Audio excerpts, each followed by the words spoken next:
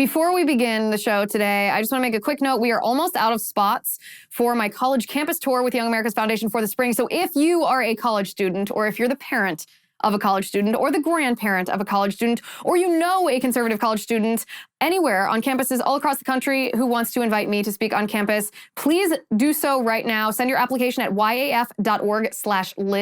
That's yaf.org/Liz. I would love to come to your college campus. We have been having a great time. We just got back from the University of Kentucky a week ago. I'm going to head up to Wisconsin Lutheran here in, just a week or two. And it's really great to connect with conservatives and liberals on campus. So yaf.org/Liz. Get your applications for the spring semester in now before the spots have already filled up. yaf.org/Liz.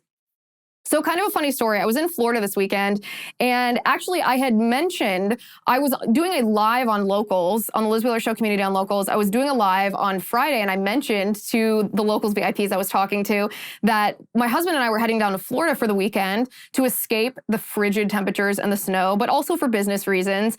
And after that live, a couple of you on Locals had asked, oh, where are you going in Florida? And I had said, we're going to Sarasota.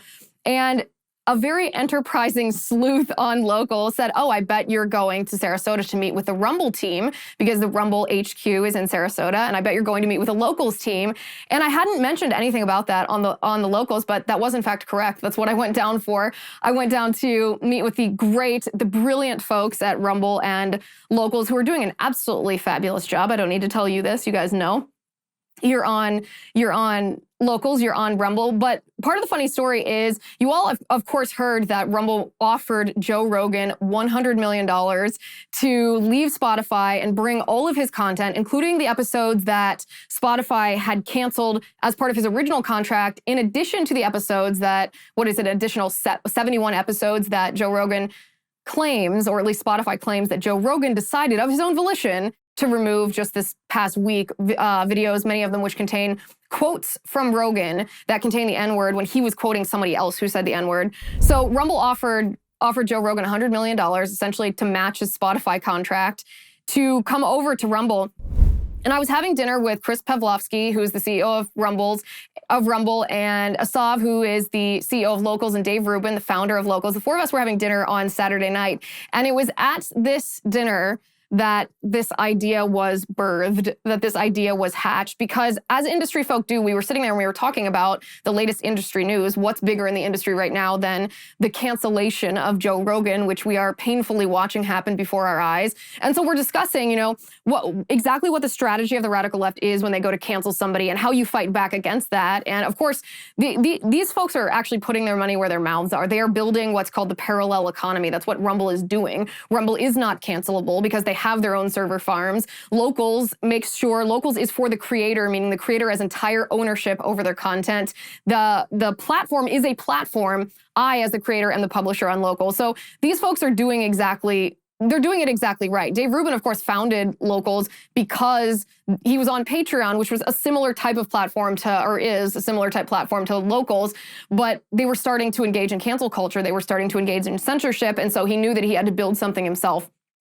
So we're sitting there talking about, how does Joe Rogan solve this problem? How do we as a country solve this problem? And, it's fascinating and thrilling and humbling to watch creative genius in action. And so to see this idea be born of a need, and isn't that the best type of entrepreneurship, the best type of invention, is identifying a need and then being able to produce something that addresses that need. And that's what these guys did. They birthed this idea to save Joe Rogan from himself, and save Joe Rogan from Spotify, and save Joe Rogan from cancel culture, and make it mutually beneficial to everyone, which is not as easy of a task or as easy of a solution as you would think. So as I said, truly an honor to be able to witness this, and what a fun group of you. And by the way, there were a lot of questions, or there's been some skepticism from news outlets who have reported on this about whether this offer is in fact a legitimate offer.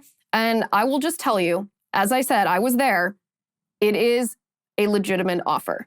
It is a very, very real offer, and one which Joe Rogan obviously should accept for a myriad of reasons. And that is what we're going to talk about tonight. I'm Liz Wheeler. Welcome to the Liz Wheeler Show.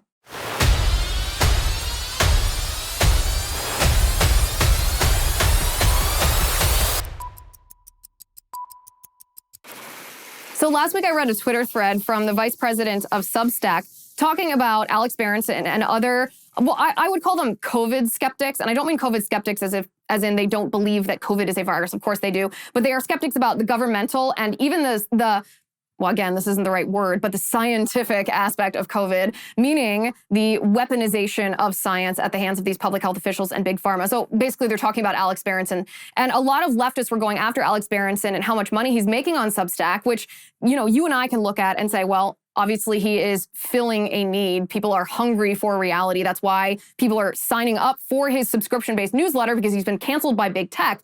But leftists were going after Substack for not censoring, quote unquote, dangerous misinformation. Dangerous misinformation. And the vice president of Substack issued a tweet thread that said, listen, you don't have to agree with what Alex Berenson says. She said, I read stuff on Substack all the time and I don't agree with it, but that's what we're about. We are about free speech. We are about discussion. We are about debate. And she actually said it's worse for bad ideas to be relegated to the dark corners of the internet. Instead, if you have a free speech-based platform, then those dark ideas, if they are dark ideas, or bad ideas, can be debated. Sunlight's the best disinfectant. Now, of course, you know my opinion on Alex Berenson. I think he is generally correct on all things COVID, science, public health, everything that he's reported in the last year and a half. Like I said, in general, not 100%. He's been very, very accurate about, and he's been a very, very good predictor about what the next thing that's going to happen. But the point of this is Substack has done this very well, saying we don't care what our creators say. We are a platform. We are not a publisher. And that's what Rumble is about as well. They're dedicated to a free and open internet, which is so refreshing because it is, at this point, uncommon to have in your mission statement that you are dedicated to other people being allowed to say what they want to say and giving them the tools to be able to say that.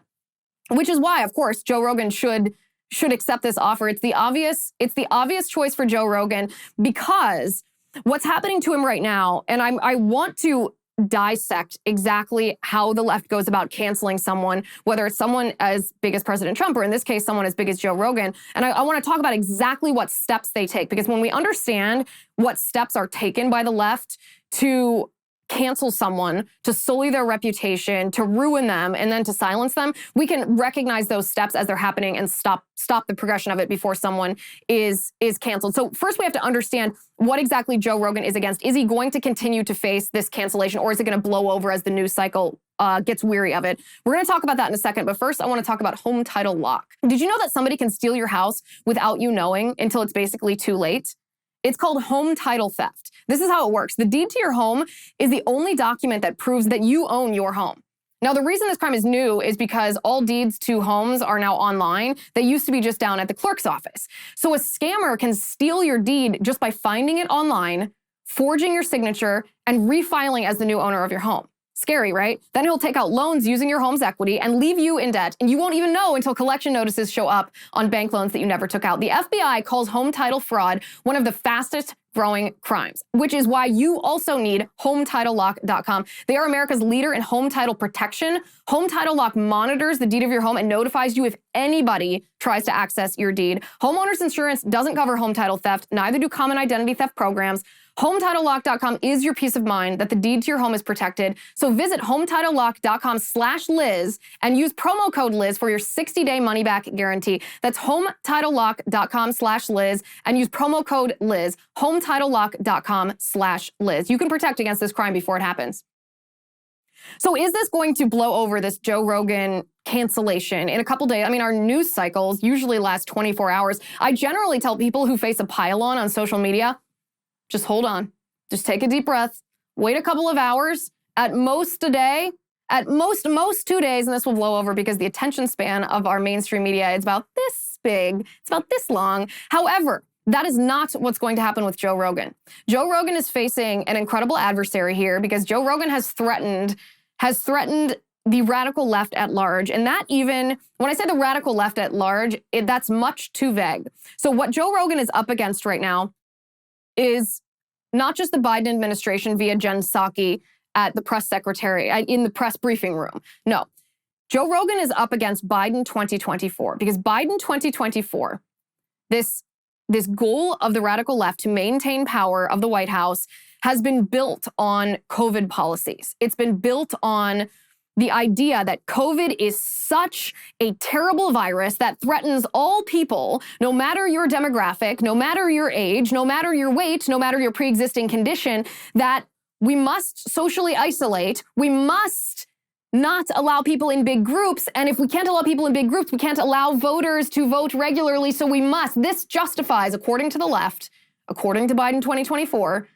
this justifies universal mail-in ballots, the degrading signature verifications on absentee ballots. This justifies all of these terrible voting laws and rules and provisions that the left ushered in for 2020. They want to keep doing this. They want this to be the law of the land. Biden 2024 is counting on these voting provisions to be able to win the White House again, or at least the Democrats to win the White House again. And so they need COVID at least through 2022. They need COVID for as long as possible, because once they've gotten these voting provisions into law, into rules, once these provisions are active in states across the country, then in spring 2023, summer 2023, then Joe Biden is going to come out and he is going to save the world from COVID. All of a sudden, your child is going to be able to go to school without a mask. All of a sudden, you won't need a vaccine. You won't need passports. All of a sudden, people aren't going to be at risk. All of a sudden, everyone's going to be protected. They're going to have tests and masks and whatever else they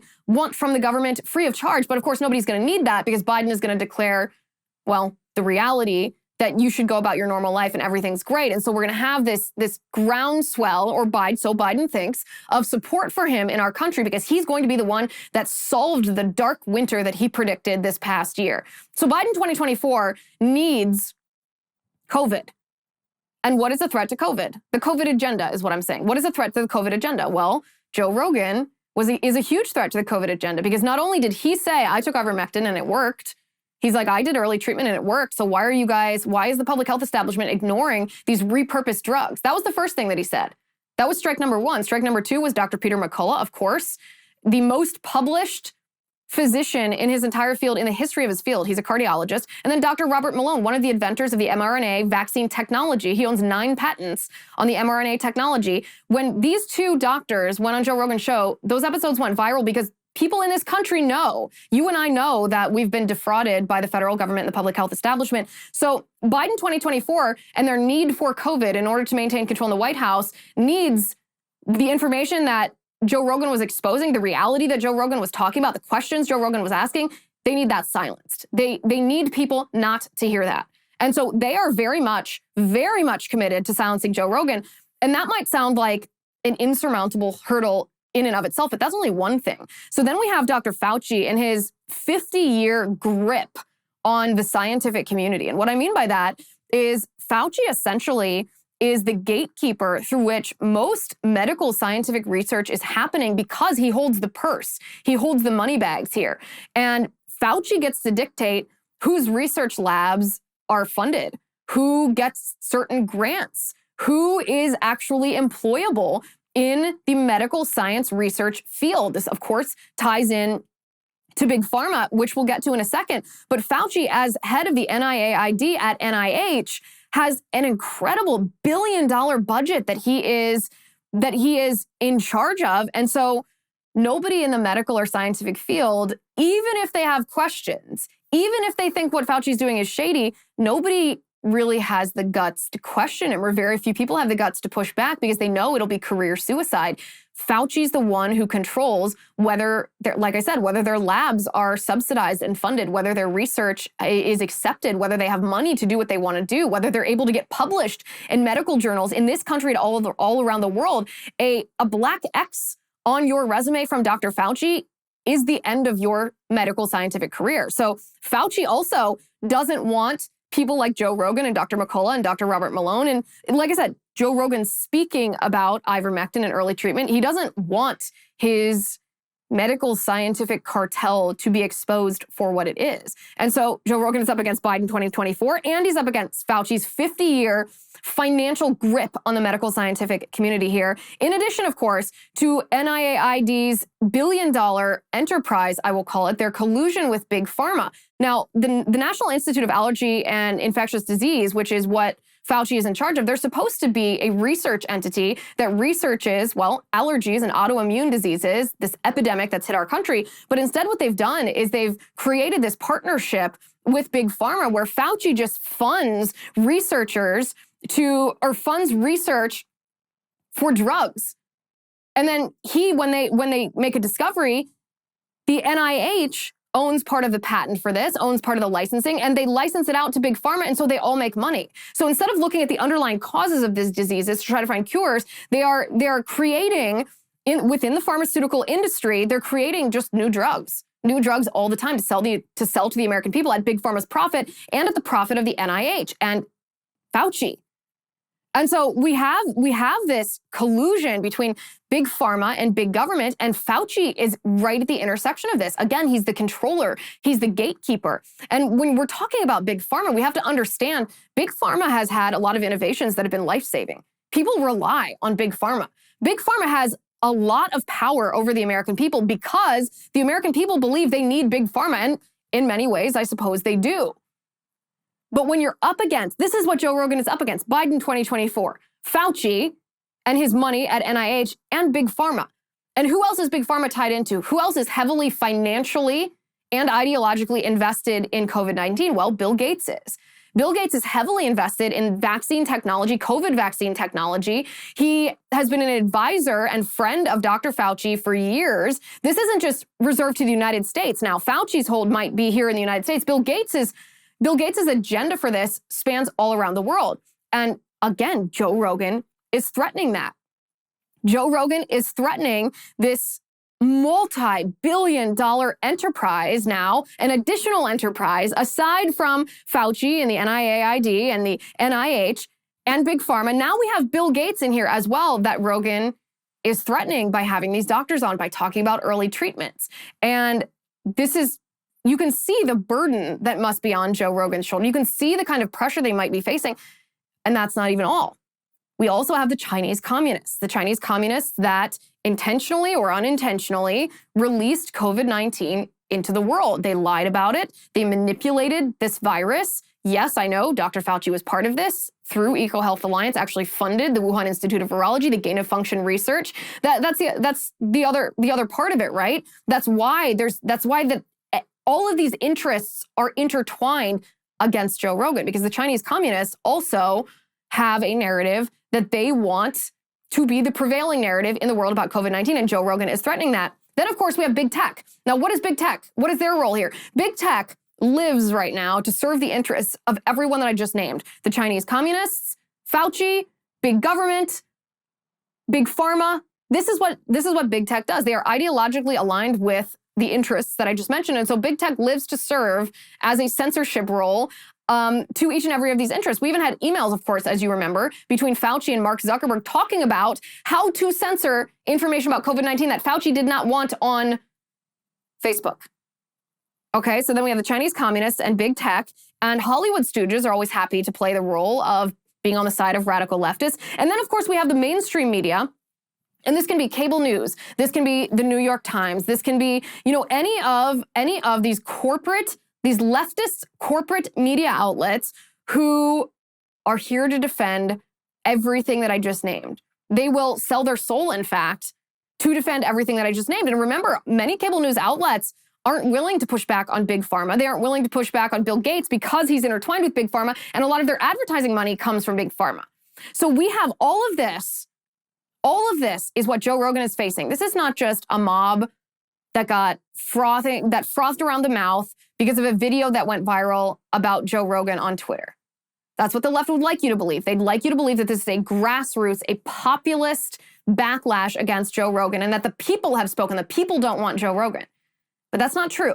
Joe Rogan faces an incredible amount of pressure from an incredibly powerful cohort of interests in this country and around the world. And of course, then we have Democrats in elected office who essentially will profit off of everything that I just named. They profit off of the mainstream media being their pocket. They profit off of Hollywood stooges advertising their ideology. They profit off of big tech censorship. And the Chinese communists, I certainly don't need to tell you that the left profits off of them. Big Pharma and Fauci. And so, in a sense, it's easy to sit here. It's easy for me to sit here and say, oh, Joe Rogan did it wrong. Come on, Joe. Don't bend a knee to the rage mob. Never apologize. And I do actually think that that's good advice. I gave him that advice last week and I stand by it.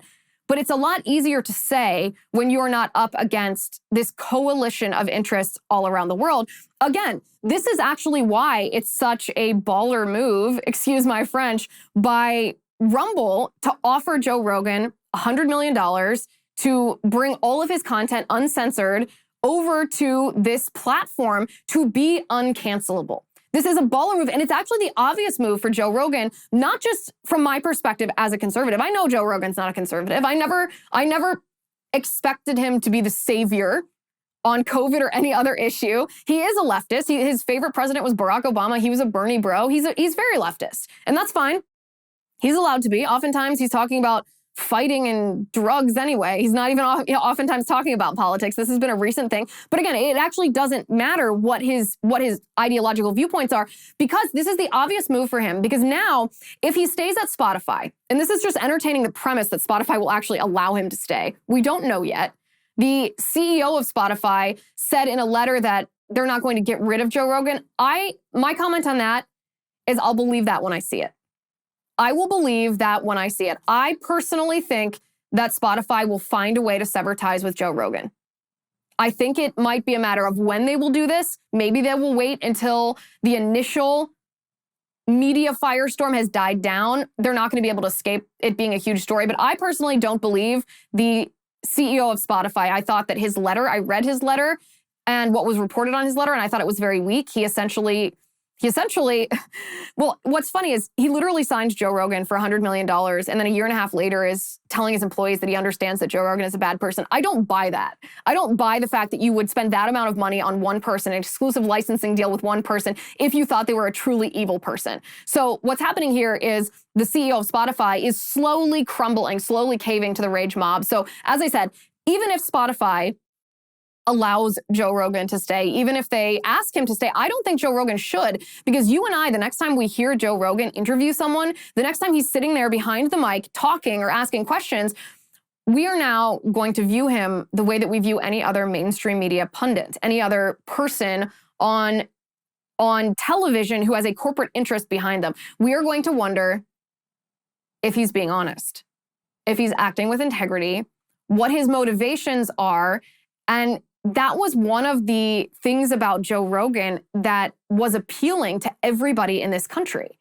One of the appealing things was that he wasn't particularly ideological, that he didn't have anybody that he was answering to, that he was just his authentic self. He was just asking questions of people that he found interesting, that he was just curious, intellectually curious.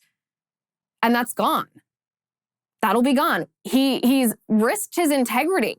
And I want to talk more about integrity in just a second, but first I want to talk to you about My Patriot Supply.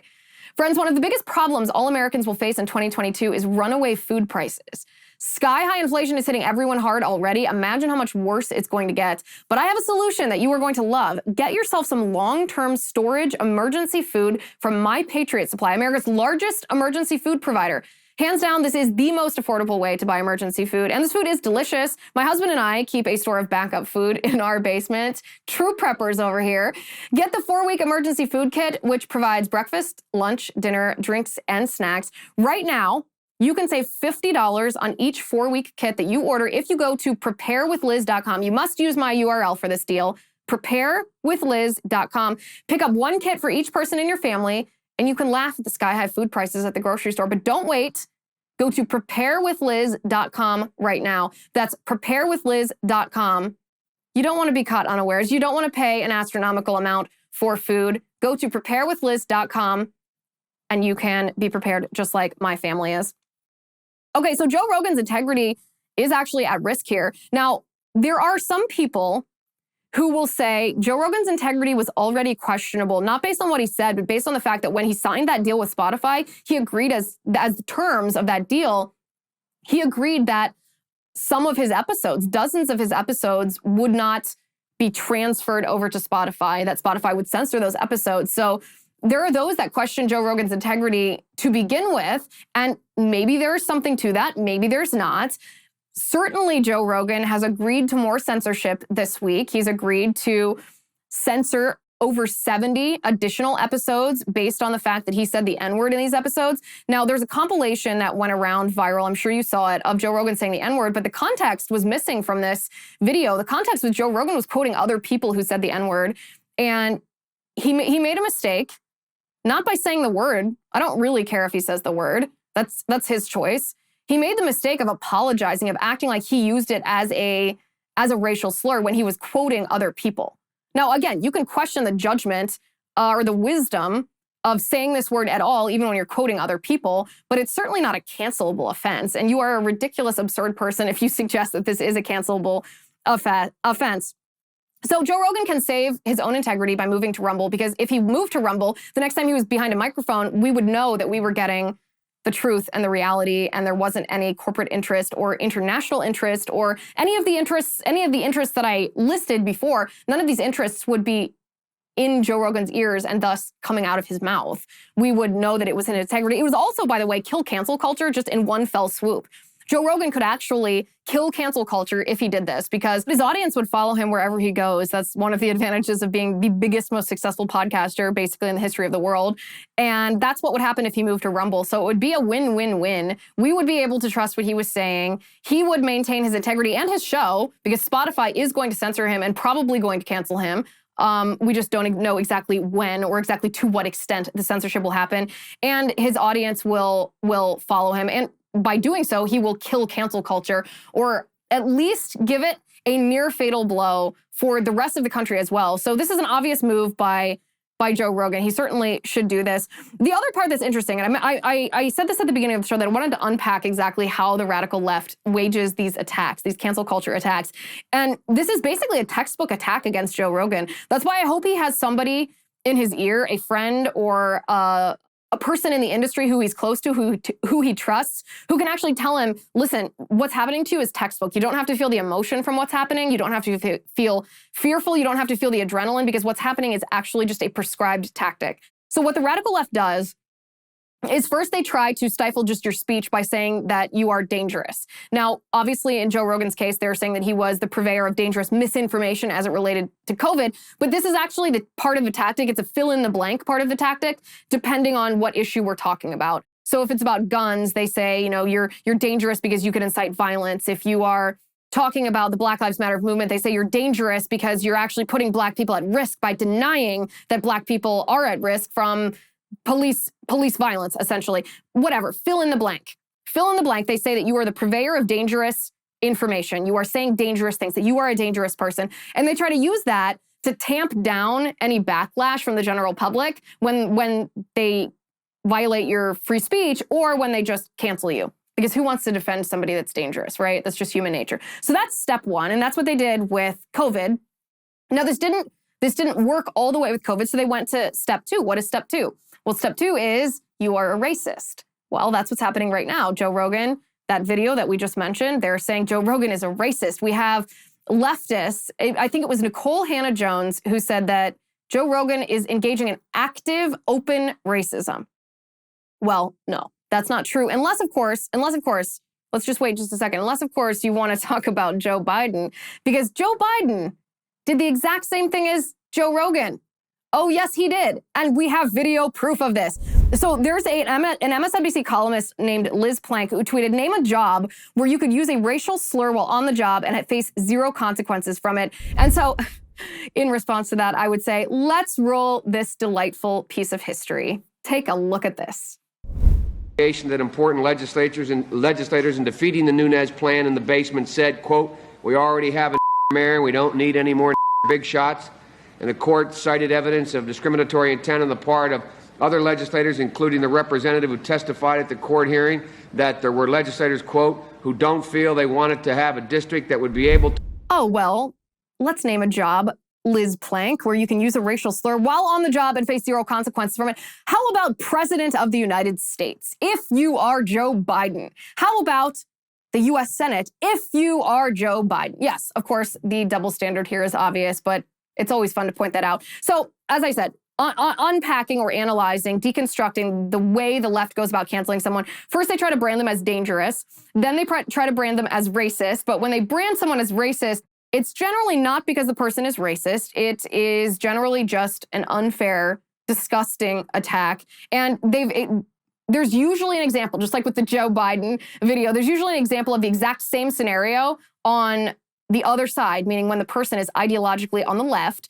where they face no consequences from that. In this case, Joe Biden was elected to the presidency of the United States. So the third stage of this is to accuse the person being canceled of being a sexual predator, of being, just the two most disgusting things in our country, right? Being a racist or being a sexual predator. And that's where we are right now with Joe Rogan. They are accusing him of, there's another video going around Twitter of Joe Rogan laughing at the story of someone else. Someone else is telling a story about essentially being a pig, being a sexual pig, with women, treating women disrespectfully as objects. And Joe Rogan is laughing about this.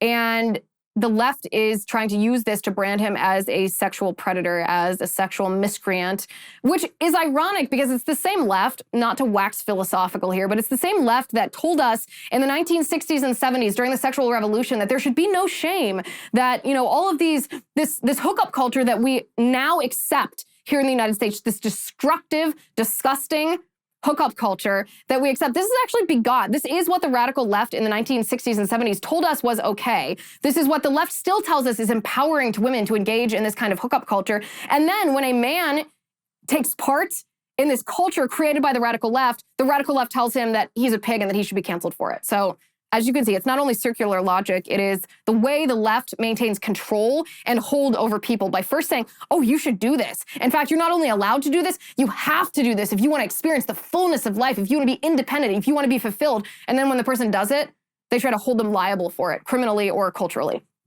That's what's happening to Joe Rogan right now. And again, another example, there's also a video going around of the Young Turks, a very leftist. And this is actually a good example because these are Bernie bros. These are like the progressive wing of the Democratic Party. These are people who don't even like Joe Biden. They're so leftist. And there's a video compilation of them saying the N-word as well. And you don't see cancel culture coming after them.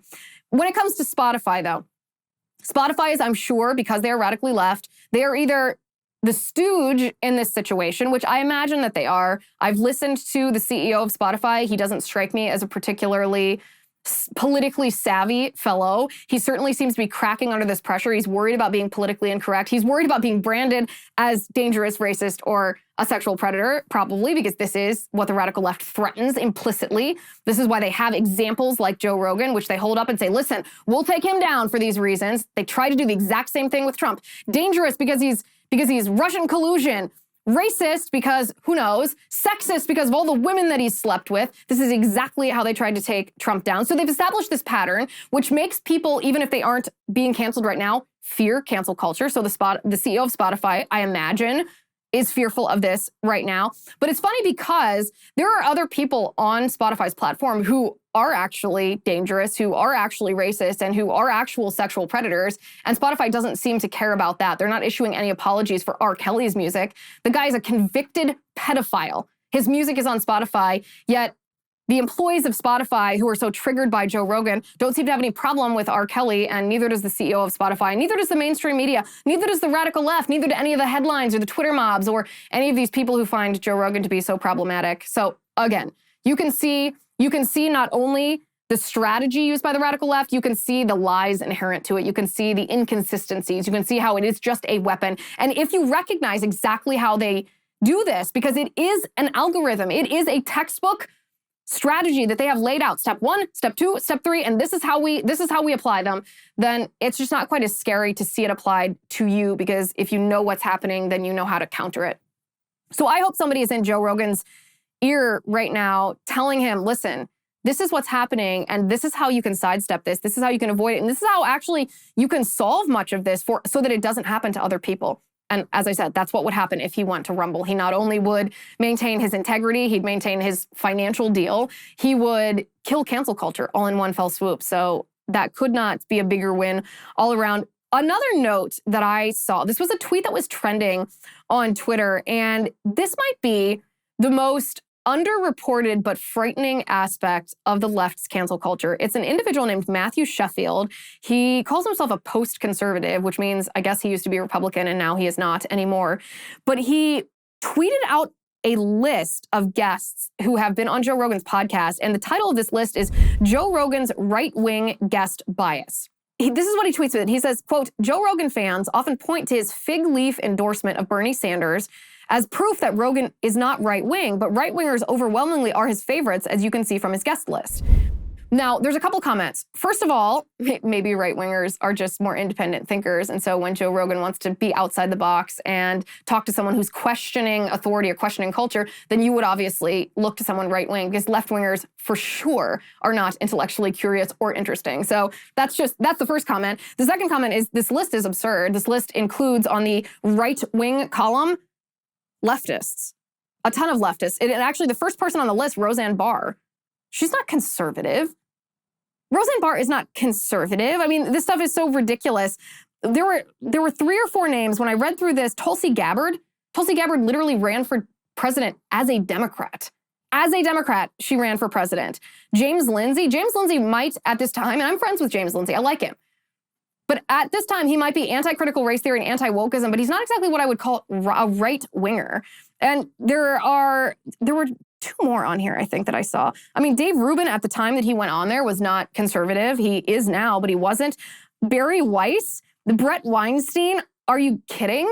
These are actual liberals. These are actual liberals on the right side. So this tweet, as I said, first of all, right-wingers are just typically more interesting because they actually have the intellect and the courage to question the hierarchy and question elitists, which makes them better cats. But also, this list just sucks. It's not even correctly done. There are left-wingers on the right-wing side. And then thirdly, and this is the frightening part, those are just comments on how obviously this individual, Matthew Sheffield, is not the smartest or not the sharpest tool in the shed. But the third part of this is he's actually suggesting, by tweeting this tweet, which went somewhat viral, he's suggesting that Joe Rogan should be held accountable or should be penalized, maybe canceled, because of a right-wing bias. So he's suggesting that he unearthed something that, and he's playing detective, he thinks of himself, that he unearthed something that should cause all of us to be like, oh, well, that's a smoking gun. Joe Rogan has a right-wing bias. Well, gosh darn it, we better cancel the guy. This is the most frightening part of cancel culture, is they pretend that it's about dangerous misinformation or about racism or about sexism, but it's not, of course. It's not.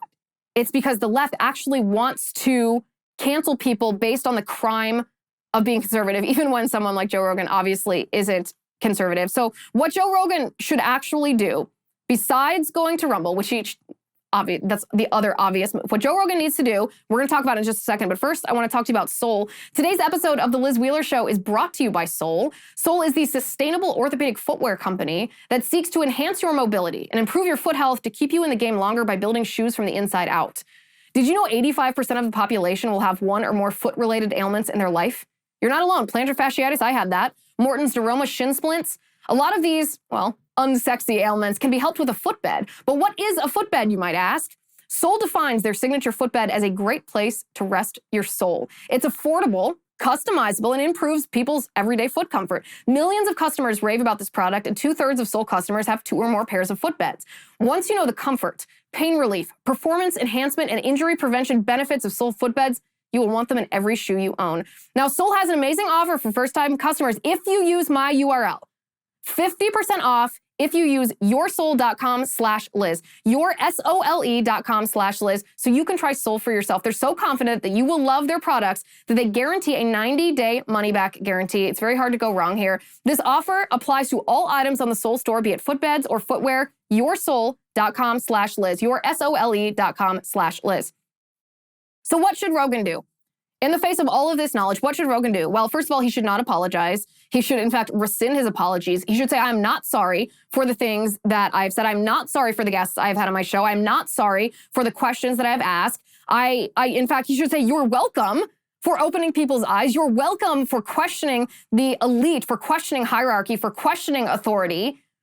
He should say, I'm proud to support free speech. I'm proud to engage in what I engage in. I'm proud to be American, where we can say what we will say. And it doesn't matter if you don't like it, you don't have to listen to it, is what he should say. We are in the marketplace of ideas. So he should not apologize. He should double down and stand up for free speech. He should move to Rumble. And he should expose and defeat cancel culture by showing exactly how the left wages these attacks so that we can see them when they're happening and we can prevent them and other people can prevent them and won't be the victims either. So it's not too difficult. It's not too difficult to solve this problem. I certainly hope that he does. If he doesn't, what's going to happen is the next person is going to be in line after Joe Rogan. There's going to be another, there's going to be another and another and another. And if you want my prediction about who's going to be next, what leftists, or it's easy, I guess, to identify conservatives as being on the chopping block, but I think there's a leftist who might be next up, and that is Bill Maher. I think Bill Maher is going to be the victim of cancel culture next, or the target, I should say, of cancel culture. I hope that he wouldn't be the victim, because Bill Maher has not only been questioning the elite on COVID-19, but now he has brought in, essentially, he hasn't said the name, he hasn't said Fauci per se, but this is what he said. He said the same people who in private care always say, get a second opinion, want to only allow one in the public debate. The medical industrial complex, ooh, Fauci must be shivering. The medical industrial complex has not earned the right to claim monopoly status on information about this virus or medicine in general. Amen. He said, yes, free speech has allowed people to hear misinformation sometimes, and a lot of it was yours. He's talking to the medical industrial complex. So he is accusing the medical industrial complex of being the purveyors of misinformation. And that, my friends, is your little red flag. That, my friends, changes Bill Maher from just an agitator within the Democratic ranks, meaning that he is not towing the line of radical leftist ideology, to a threat to people like Fauci and Big Pharma and Bill Gates. So mark my words, Bill Maher will be next on the chopping block. Hopefully he also listens to this show so that he can hear exactly what the textbook analysis, the textbook breakdown of how a cancel culture attack is waged, because if you see it coming, you can start waging your offense before it hits you. But watch what happens. They will start putting the squeeze on Bill Maher. First, it will be dangerous misinformation. Then it will be he's racist. Then it will be he's sexist. Then it will be how dare anybody platform him and give him a voice for this. He must be canceled. And if you don't agree, they will tell you, then you also are complicit in this dangerous misinformation, racism, and sexism. That's why, circling back to the beginning, talking about just Rumble and locals in general, that's why independent creators are what's necessary to fight back against this. They are, in a sense, the only thing that can save us from cancel culture. But of course, independent creators can't do this alone. Independent creators must have the tools to do this, because anybody can sit in their house and talk or be a keyboard warrior. But if you really have the tools to connect with an audience, to share your research, to speak reality, to make a living doing what you're doing as an independent creator, then you have to have the tools to do this. And creators obviously have to have the courage to take this leap. But the tools to do this exist. The tools to do this exist thanks to locals, thanks to Dave Rubin, thanks to Rumble, thanks to these folks who are building what's called the parallel economy. And it's a shame, yes, that we have to have a parallel economy, because the radical left, who owns the infrastructure, the social and cultural infrastructure right now, whether it's big tech, from Amazon to Apple to Google to all of the Silicon Valley infrastructure, the cultural infrastructure, the Hollywood infrastructure, the media infrastructure, both old media and new media, the radical left owns this, and they've decided that if you are conservative and you are open about it, if you question the elite and the hierarchy and politics and science being in quotation marks, of course, then you're not allowed to be a participant in any of their infrastructure. And so it's necessitated right-wingers. It's necessitated, you don't even have to be right-wing. It's necessitated independent thinkers to say, okay, well, we need to offer a parallel economy. And it doesn't just mean doing what Parler did and creating an alternative that still relies on the leftist infrastructure, because that's only ostensibly a competitor, right? It relies a full parallel economy where you are not relying on Amazon Web Services, you are not relying on Google Ads, you are not relying on server farms that could cancel you, you are not relying on Google Play, you are not relying on the App Store coming from Apple, that you are truly providing an alternative that cannot be canceled, because from bottom to top, start to finish, you are independent. You are independent. And as I said, that was what was so thrilling about sitting with these great minds, with the CEO of Rumble, the CEO of Locals, and the founder of Locals, Dave Rubin, because they understand this. They understand what it takes to wage this battle for a free and open internet. They understand what it takes to deputize or enable people like me, independent creators, to be able to do this successfully so that I don't have to self-censor. I don't have to fear cancellation. I don't have to change who I am and the mission that I engage in and the fight that I'm fighting in this bigger culture war based on the fact that I'm not allowed to say certain things or phrase facts in certain ways or cite studies that aren't approved by Fauci, et cetera, et cetera, et cetera. And again, I could not be more grateful. We have, in fact, I have a promo code. I always extend the invitation, by the way, to join me over on Locals. And this episode is perhaps a perfect example of why it's a cause really so near and dear to my heart, because this isn't just, oh, join my subscription service. This is part of the fight for a free and open internet. This is part of the fight, part of the way that you can help enable that I have the tools to do what I do so that we all together are partners fighting against this coalition of interests that wants to stifle us if we dare to question them. So that's why I always talk about Locals. It's not just to try to get you to come over there. It's because I need your help. It's because we have to do this together. We are partners. And once you're on Locals, you'll see what I'm talking about. You'll see that this is a relationship, that this is an interaction, that this is not one way you watching a cable news show, that this is you and I dialoguing together over on Locals. I have a promo code for you, which is what I meant to tell you at the beginning of that little rant. The promo code is RUMBLE. The promo code is RUMBLE. If you use the promo code RUMBLE, you can get a 1-month free trial on your annual subscription. LizWheelerShow.com/locals, promo code RUMBLE, because who is ready to rumble? I know it's a boomer joke, but I cannot resist. Thank you for watching today. Thank you for listening. I'm Liz Wheeler. This is The Liz Wheeler Show.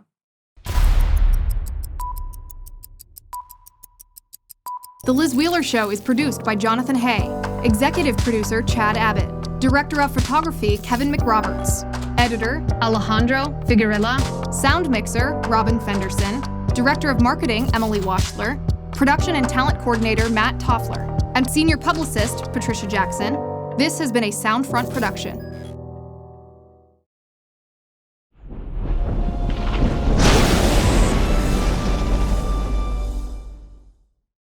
If you haven't already, give this video a thumbs up, hit the subscribe button below, and ring the bell to make sure you never miss a video.